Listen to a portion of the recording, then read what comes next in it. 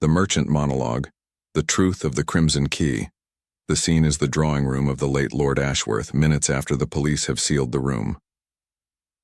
Harry Merchant, a figure of significant bulk and irritable genius, stands beside the bolted door, addressing a weary Inspector Humphreys and two constables. "Gentlemen, look around you. Feast your eyes upon this scene of calculated, high-grade theatrical nonsense.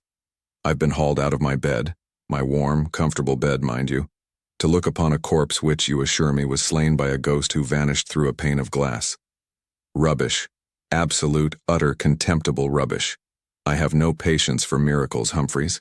Never have, never will.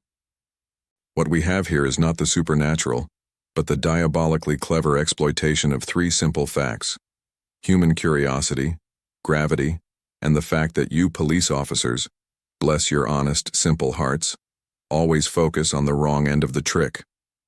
You look at the door, bolted from the inside. You look at the window, latched and undisturbed, and you conclude that the killer must have vanished into thin air. You are utterly wrong. The key to this entire fraud, the tiny, sharp piece of logic that unlocks this entire house of cards, is that the killer did not leave the room after the murder. The killer left the room before it. Yes, before. Observe the sequence of events. Our murderer, who I shall name shortly, gained access earlier in the day. He didn't come here to commit the murder. He came here to prepare the mechanism of death. He secured the murder weapon, a dagger, into a powerful spring mechanism, hiding the entire affair behind that ridiculously crooked portrait of Ashworth's dour ancestor.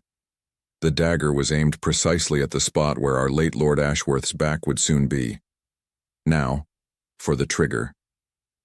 He ran a piece of thin, dark thread, invisible against this Persian monstrosity of a rug, from the portrait across the floor to an anchor point. And what did he place right where the victim's eye would fall, forcing him to step across that tripwire? Merchant jabs his finger toward the marble-topped table. That absurd, heavy crimson key. The key to the forgotten wine cellar. A key that Lord Ashworth had likely never seen. A key that had no business being in his drawing room. It was bait, Inspector. Pure, simple, psychological bait. When Ashworth walked into his drawing room, the room the killer had already sealed,